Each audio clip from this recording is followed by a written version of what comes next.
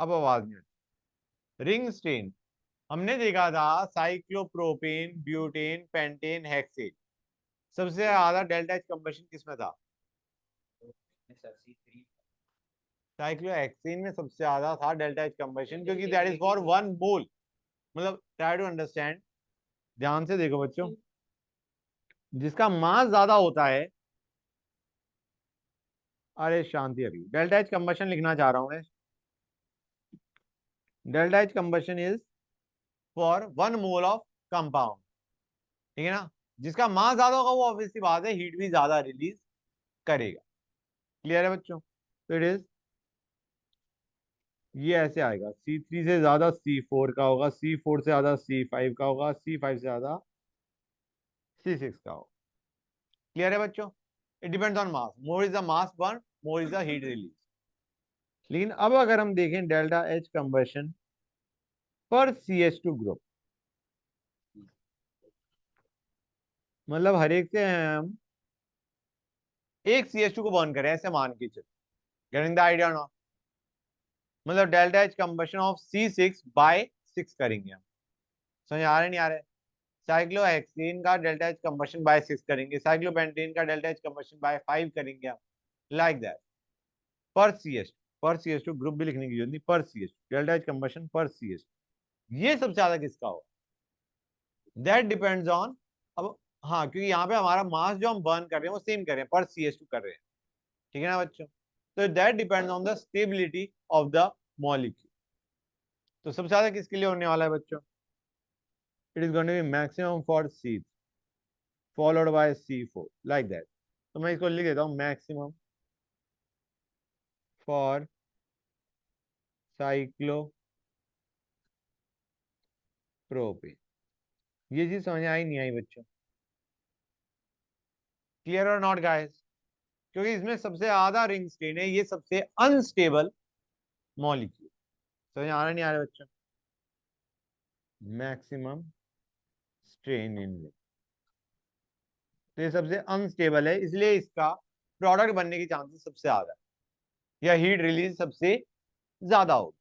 कोई डाउट यहां तक?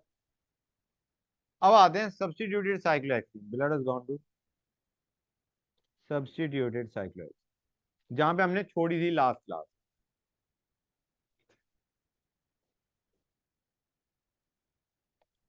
हमने, if I am not wrong, methyl cyclohexane कर लिया था।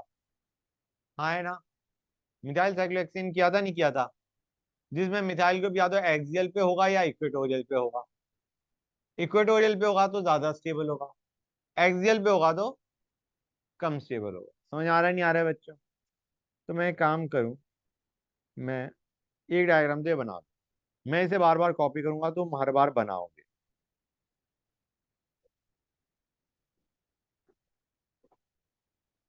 ये ली। और मैं इसे कॉपी कर रहा हूँ। तो अच्छा सा नहीं बना, बड़ा बना, बड़ा सा बना। 1 सेकंड का।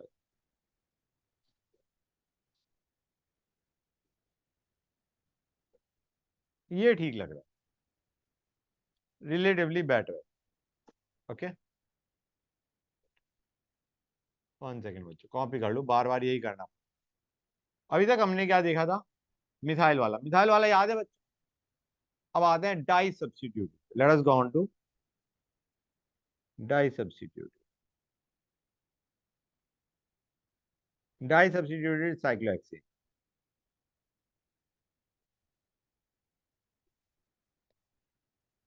मतलब हम कुछ इस टाइप का ले रहे हैं,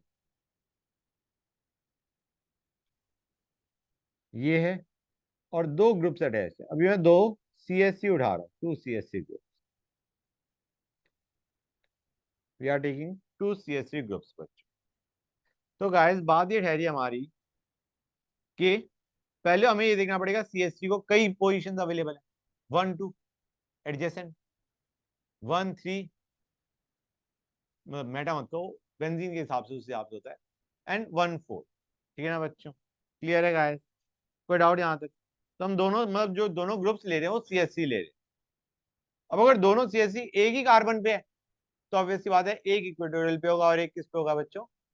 एक्सियल पे। मतलब एक तो हमारे पास यही बन जाएगा 1 1 अगर देखा जाए तो दिस इज व्हाट यूर एक सी एस सी इक्वेटोरियल पे, एक सी एस सी एक्सियल। अब आते हैं 1 2 पे बच्चे, 1 2 substituted, 1 2 substituted.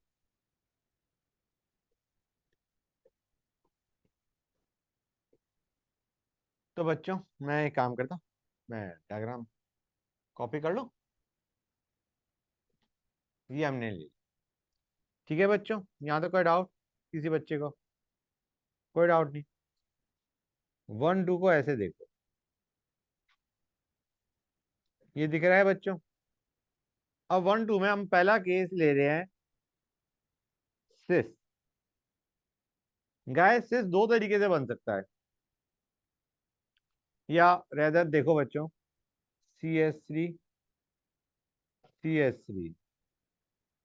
H H। Guys ध्यान से देखो प्लीज, फोकस। CS3 है H है, CS3 है H। सिस का मतलब क्या होता है? Both are on same side. समझ आया नहीं आया बच्चों?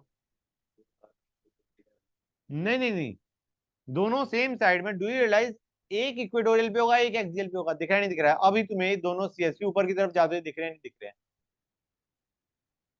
हाँ है ना? They both are going up. तो हमारा एक एक्सियल पे है और एक इक्वेटोरियल पे। तो मैं एक काम करता हूँ, नंबर कर देता हूँ 1 2। 1 पे इक्वेटोरियल और 2 पे किस पे है बच्चों? एक्सियल पे। This is cis, this is your cis. Cis को हम ऐसे भी लिख सकते थे, 1 axial 2 equatorial. Getting the idea? समझे या नहीं समझे? तो हमारा जो सिस है, प्लीज फोकस अगेन, आवाज पे ध्यान मत दो, क्वेश्चन पे ध्यान दो। हमारा साइक्लोहेक्सेन है, CS3 है H है, राइट। हम कह रहे हैं कि CH3 they should be cis with respect to each other, या तो दोनों ऊपर जा रहे हैं या दोनों नीचे आ रहे हैं। और उसमें तुम रियलाइज करोगे कि एक CS3 इक्वेटोरियल पे होगा और एक CS3 एक्सियल पे होगा, तभी सिस बनेगा। हाँ है ना? तो यू हैव गॉट, मैं इन दोनों को दूसरा जो लिखूंगा मैं, 1 एक्सियल 2 इक्वेटोरियल, ये बेसिकली सेम है, दे बेसिकली आर सेम। तो सिस में कितने कन्फॉर्मर बन रहे तुम्हारे बच्चों बताओ? There is only one iso, you are getting only one isomer. मतलब 1E2A के बजाय 1A2E, they are basically same. समझ आ रहा है नहीं आ रहा है बच्चों? कोई डाउट यहाँ तक? यहाँ पे एक ही आइसोमर बना, सिस में एक ही बना। 1A2E मतलब यू माइट नंबर दिस, जिसको मैंने 2 मार्क किया तुम उसको 1 मार्क कर लो। 1E2A या 1A2E आर बेसिकली सेम। अब आते हैं दूसरे पे, ट्रांस।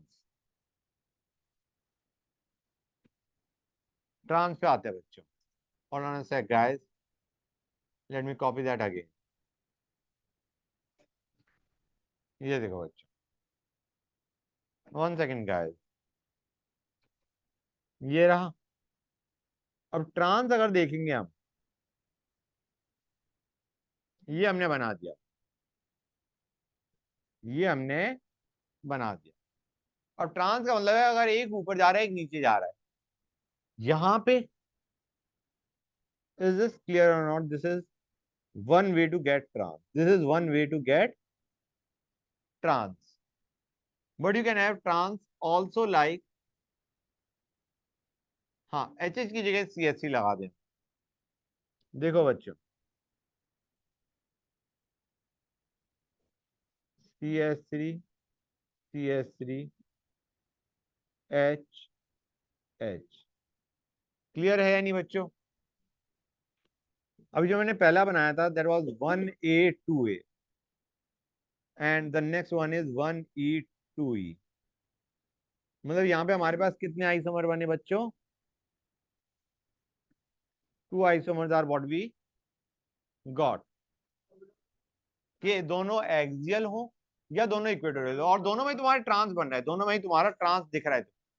एक CS is coming out of the plane towards you, एक इट इज गोइंग बिहाइंड।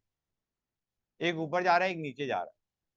अब ये दो हमारे आइसोमर बने ट्रांस में, but do you realise or not, इनमें से स्टेबल कौन सा वाला होगा? हमें पता है 1e2 is going to be more stable, this is going to be more stable, क्योंकि दोनों बल्कि ग्रुप्स किस पे है बच्चों, इक्वेटोरियल पे। तो this is more stable then 1a2a। Clear है गाइस, कोई डाउट यहां तक? तो अगर हमें ये दिया हुआ है, CS3 CS3, तो डू यू रियलाइज इसमें कितने आइसोमर्स बन सकते हैं? 3। हमें क्या पता, अगर सिस है तो एक बनेगा, ट्रांस है तो 2 पॉसिबिलिटी है जो भी हमने बनाई।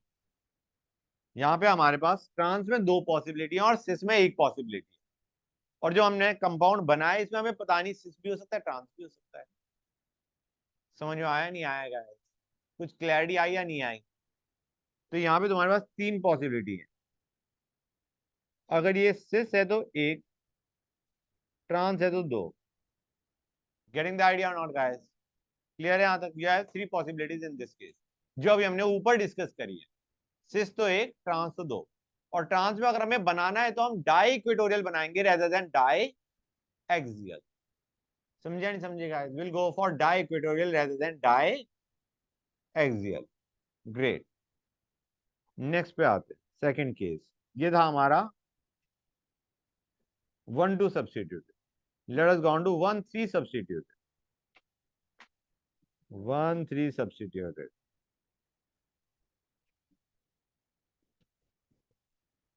Late us go to 1-3 substituted.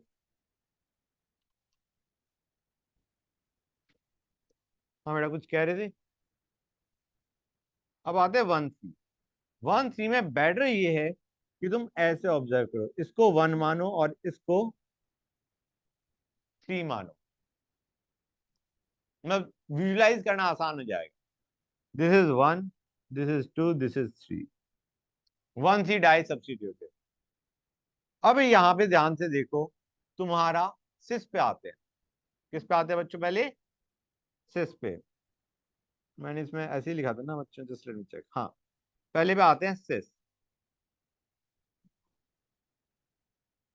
सिस सिस में डू यू रियलाइज यहां पे 2 पॉसिबिलिटी हैं।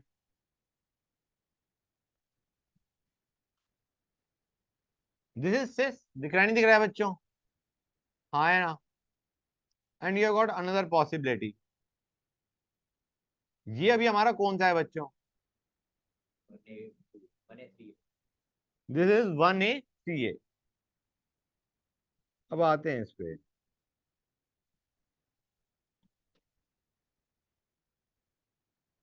और ये क्या हो गया बच्चों? 1E3।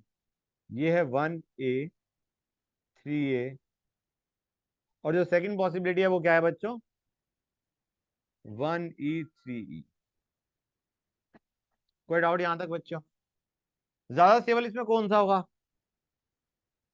1E3E। गुड। अब ट्रांस अगर देखोगे तो क्या बनेगा उसको देखते हैं। सेक बच्चों, ये बच्चा ओके ऐसे बेटा ठीक है। अब इसको देखते हैं बच्चों, let us have a look at this one.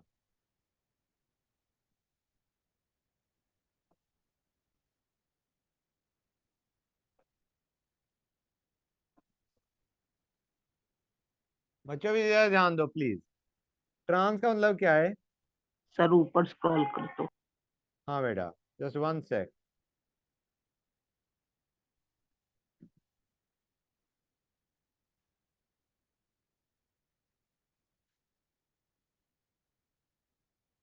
हाँ बेटा लिख लो इसे।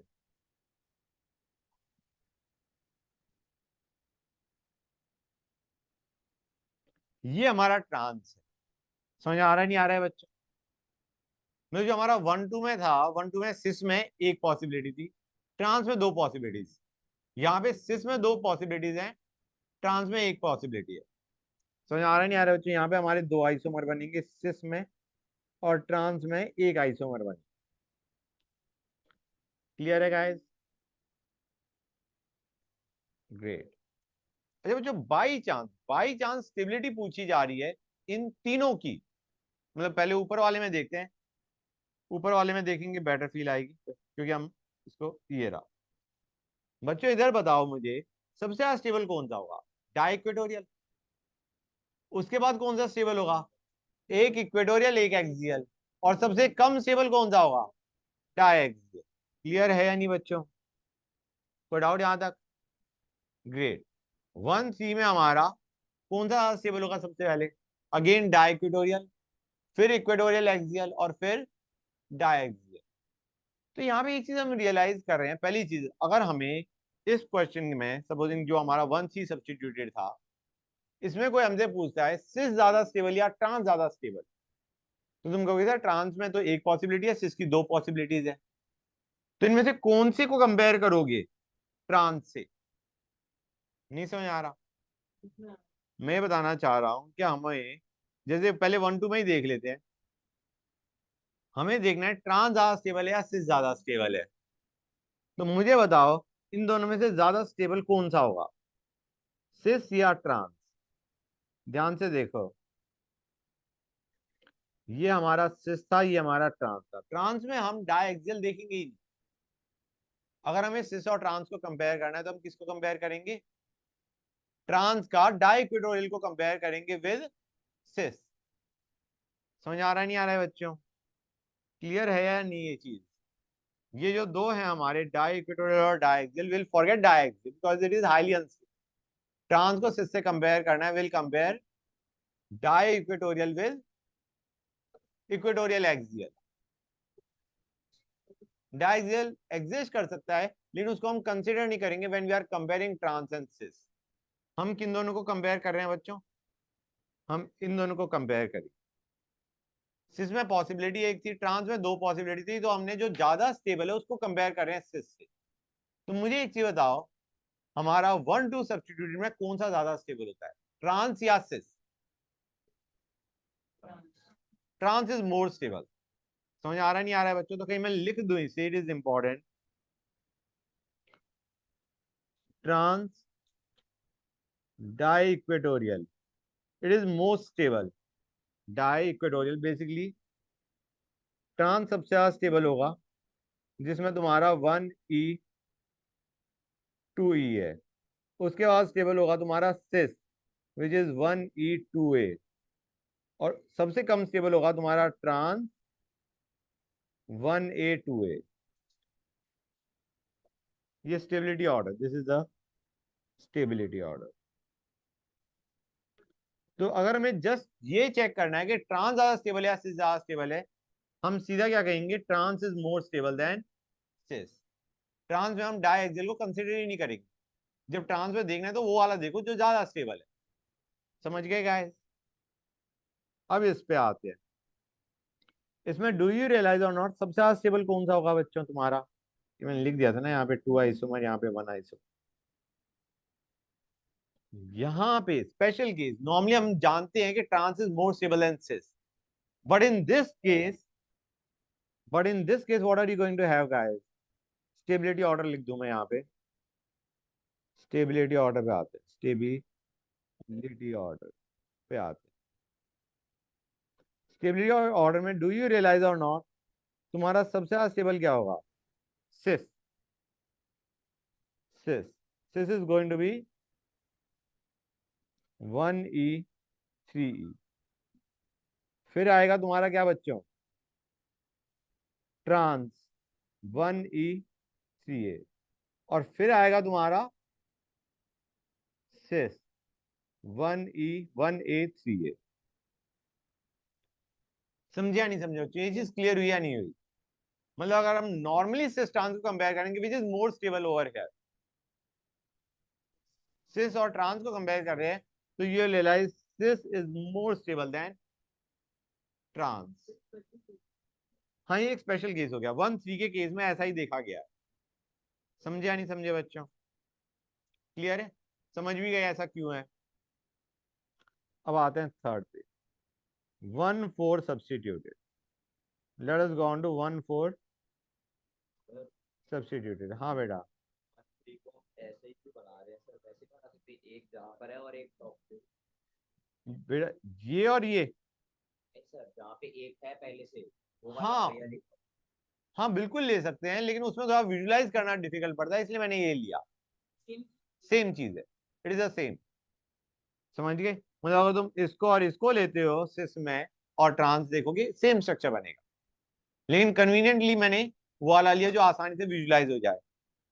समझ आ रहा है नहीं आ रहा है बच्चों? क्लियर है गाइस? Good, great. अब आते हैं 1/4 सब्स्टिट्यूटेड, इसमें पहले आते हैं सिस पे।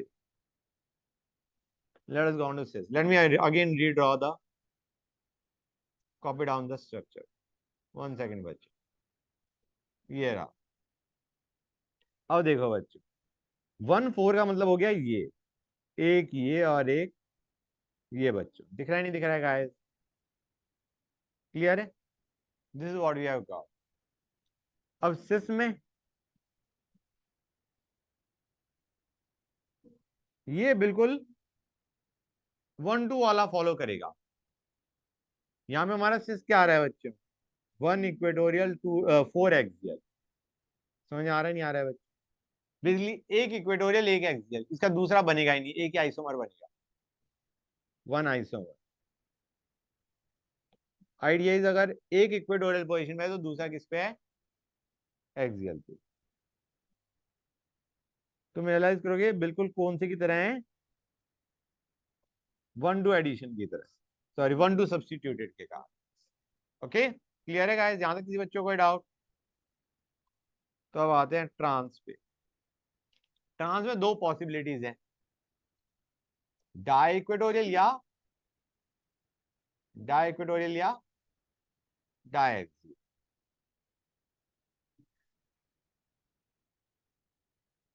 पहले बनाते हैं डाई, पहले आते हैं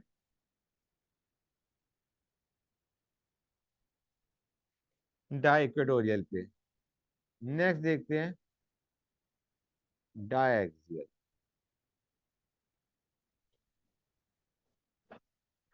this is 1E 4E and this is 1A 4A। Clear है बच्चों? ये दोनों ही ट्रांसफॉर्म है हमारी। सो टोटल आइसोमर्स कितने आ रहे हैं? इसमें दो, इसमें दो थे पहले वाले में, सिस में एक पॉसिबिलिटी थी। करा नोट या नहीं करा बच्चों? हाँ करो नोट, नोट डाउन ट्रांस। तो स्टेबिलिटी ऑर्डर में लिख दो।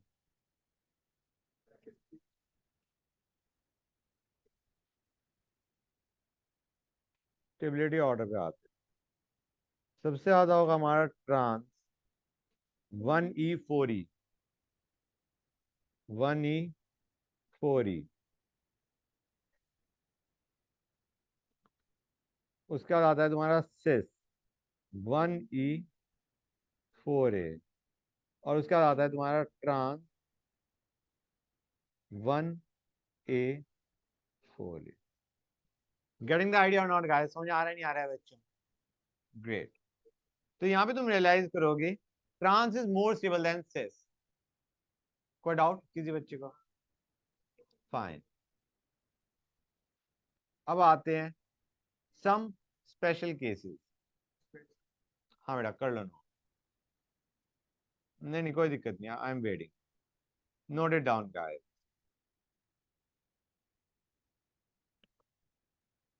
समझ गए बच्चों? ओके फाइन, कर लिया नोट? ओके, अब आते हैं स्पेशल केसेस। पहला cyclohexane 1,3 diol. Okay guys, cyclohexane 1,3 diol. हाँ बच्चों देखो, let me redraw the structure. 1 second guys।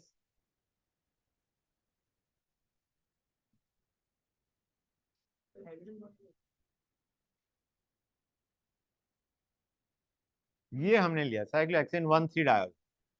यहाँ पे मैंने क्या बताया था, जो इक्वेटोरियल है they are going away from the ring, axial are going up and down, right, equatorial are going away from the ring.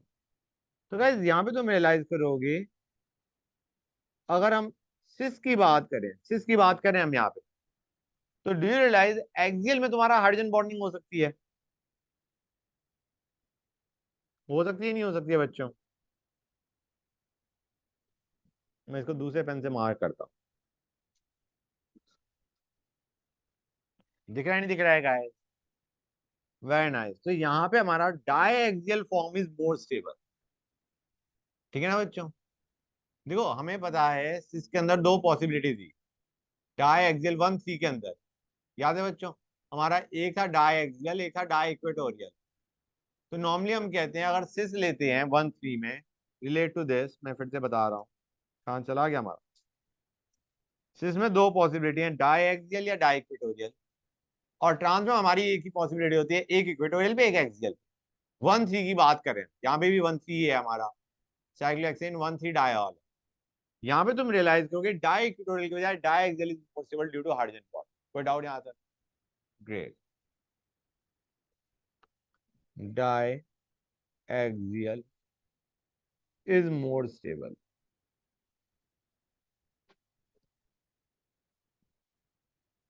हाँ बेटा, हाँ, 1 2 को हम कंसिडर नहीं कर रहे, जो इंपॉर्टेंट केस है वो बताया जा रहा हूँ, जो जहाँ पे आ सकती है एक्सेप्शन। सेकंड पे आते हैं, साइक्लो हेक्सेन 1 फॉर डायऑल।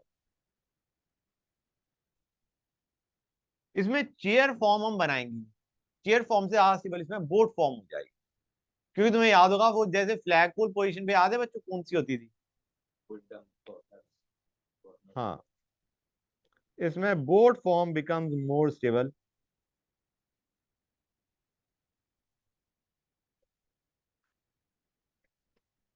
कि यहां पे जब तुम OH OH लोगे तो इधर हाइड्रोजन बॉन्डिंग हो जाएगी। समझ आ रहा है नहीं आ रहा है बच्चों? Getting the idea or not? So boat form is stable.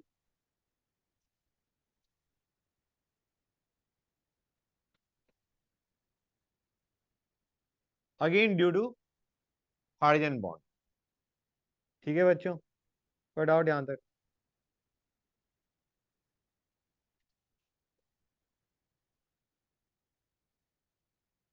कोई डाउट किसी बच्चे को यहां तक? एक और चीज बच्चों, सपोजिंग तुम्हारे पास है ट्रांस, हमें देखना है, ट्रांस देखना है 1 इथाइल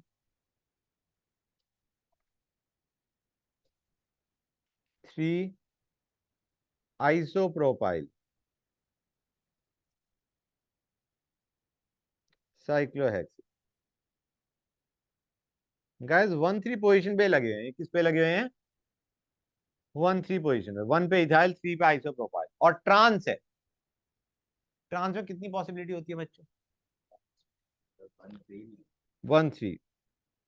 मतलब आइडिया इज, अब देखो बच्चों यहाँ पे इंपॉर्टेंट चीज, हमारा या राइट 1 3 पे एक ही हम लेते हैं, लेकिन वो तब था जब दोनों ग्रुप सेम है। गॉट इट और नॉट? जो दोनों ग्रुप्स हैं वो CH3 तो थे, यहाँ पे तो डिफरेंट है। हाँ या ना? समझ आ रहा है नहीं आ रहा बच्चों? यहाँ पे तो ग्रुप्स आर डिफरेंट, एक इथाइल है एक आइसोप्रोपाइल। हमें पता है जो पोजीशन है ट्रांस के लिए वो होती है इक्वेटोरियल एंड एक्सियल। हाँ है ना बच्चों? एक इक्वेटोरियल पे है, एक एक्सियल पे है। या तो कोई डाउट किसी बच्चे को? ग्रेट। एक इक्वेटोरियल पे एक एक्सियल। किसको इक्वेटोरियल पे भेजोगे, किसको एक्सियल पे?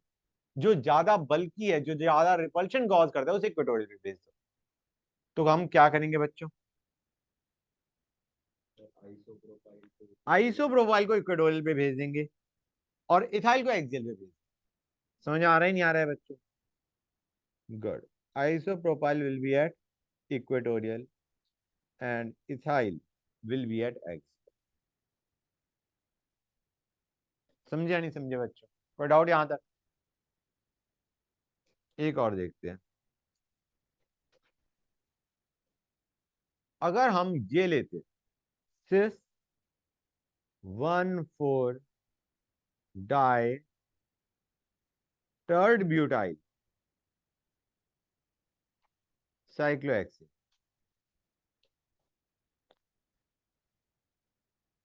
तो क्या लेंगे बच्चे? तो गाइस यहां पे हम क्या करते हैं,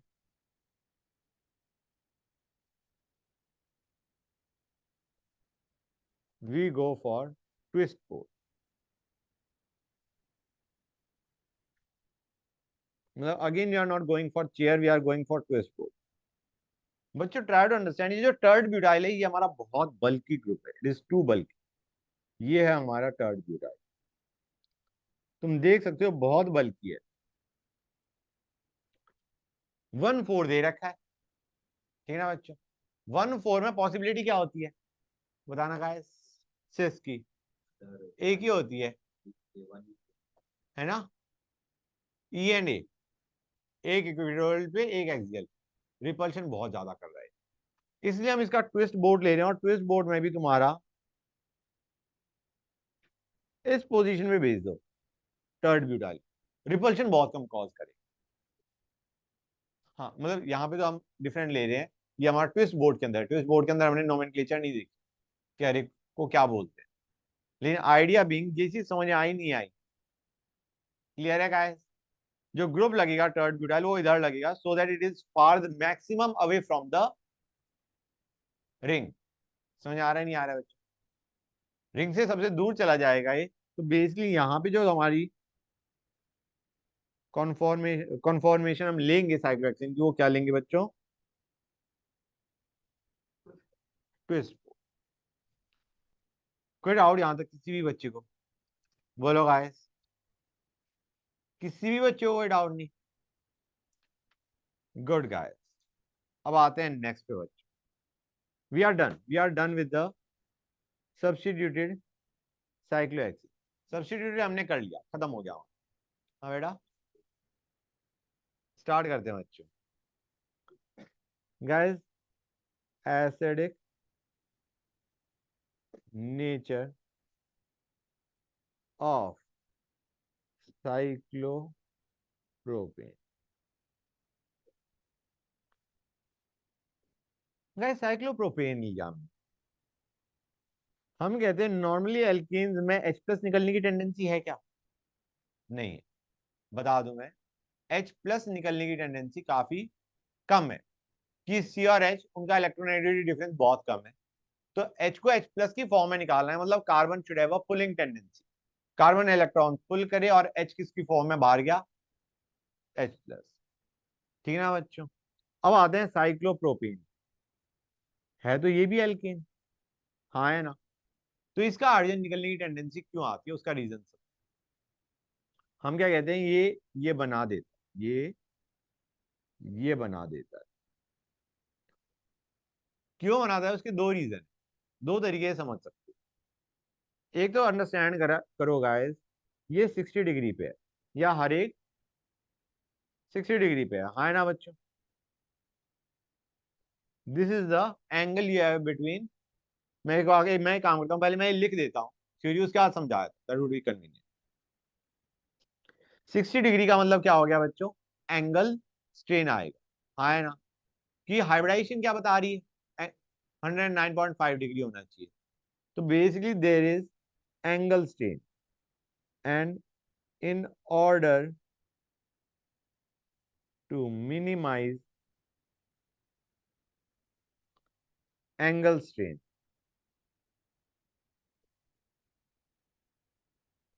carbon atoms develop more p characters in orbitals forming the ring,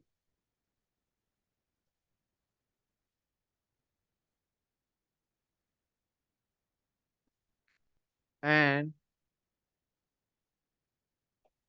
consequently more s characters in external CH bond.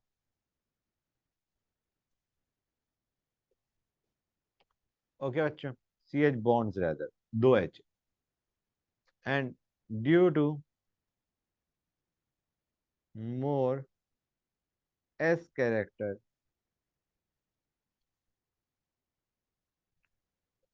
CH bond in cyclohexane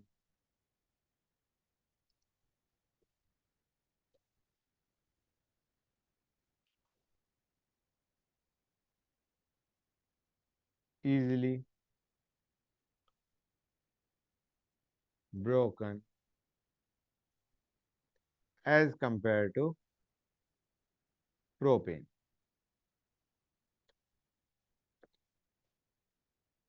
कुछ समझ में ना आया होगा तो ध्यान दो बच्चों।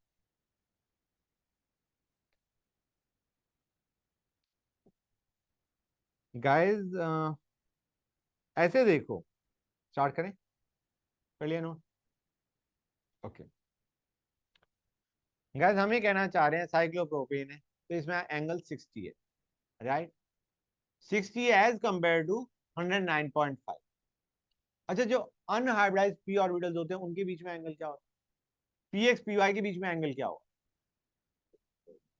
90।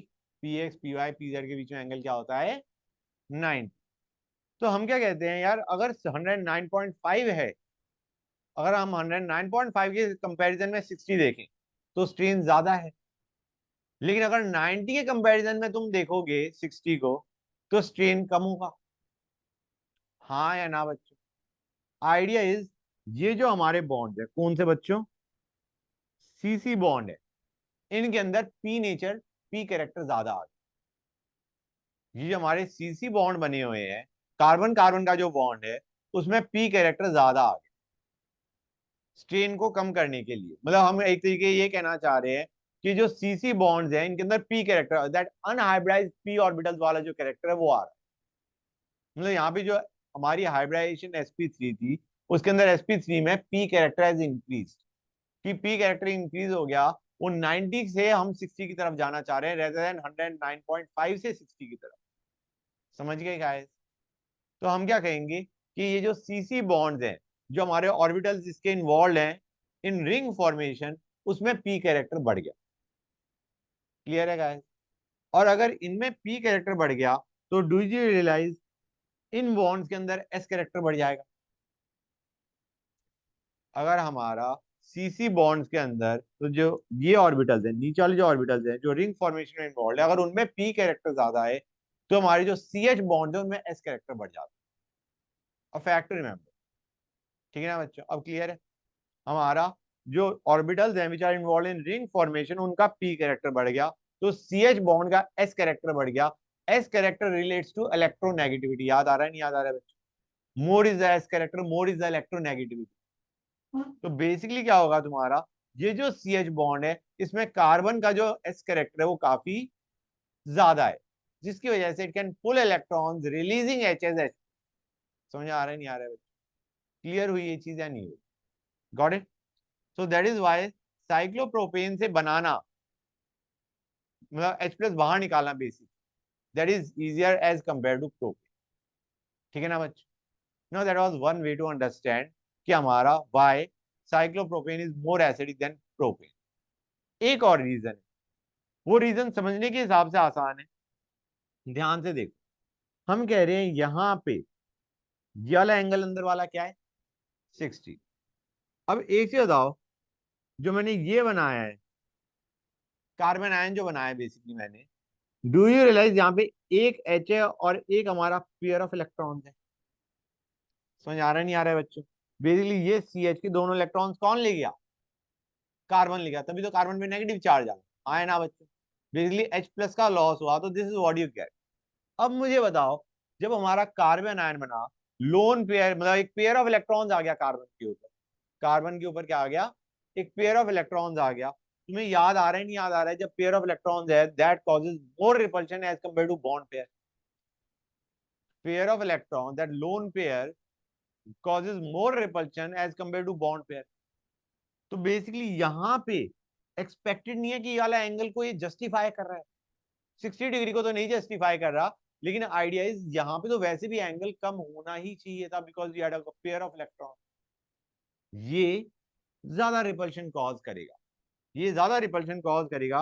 मतलब ये जो हमारा एंगल यहाँ पे हम 60 एक्सपेक्ट कर रहे थे, यहाँ पे तो ये वाला एंगल कम होना भी चाहिए था, हाँ है ना, 60 से कम नहीं हमारा।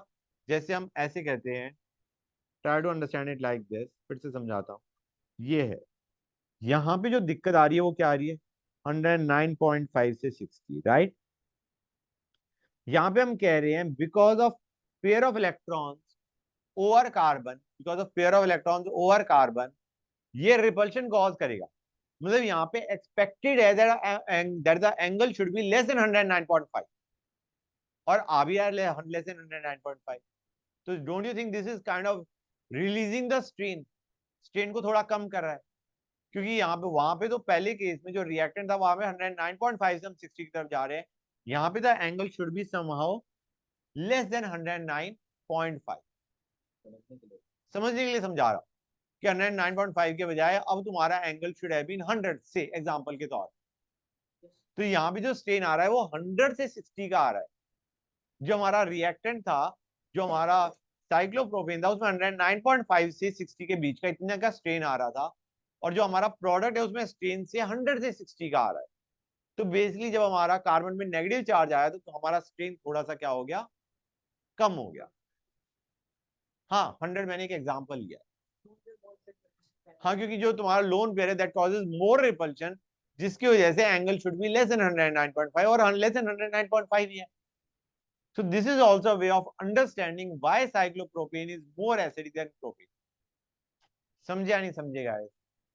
वैसे दोनों एक्सप्लेनेशन में से बेटर आसान समझने वाली कौन सी लगी, या दोनों ही बराबर लगी?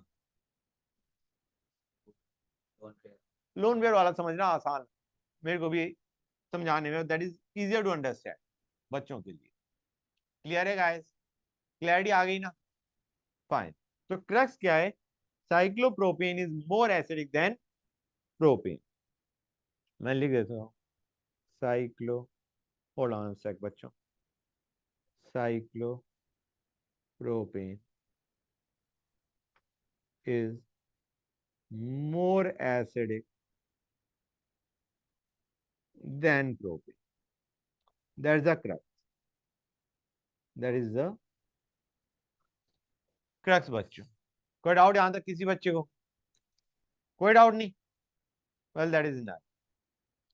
अच्छा बच्चों एक चीज और जो मैंने पहले करवा दी थी तुम्हें, I am just revising that. मुझे बताओ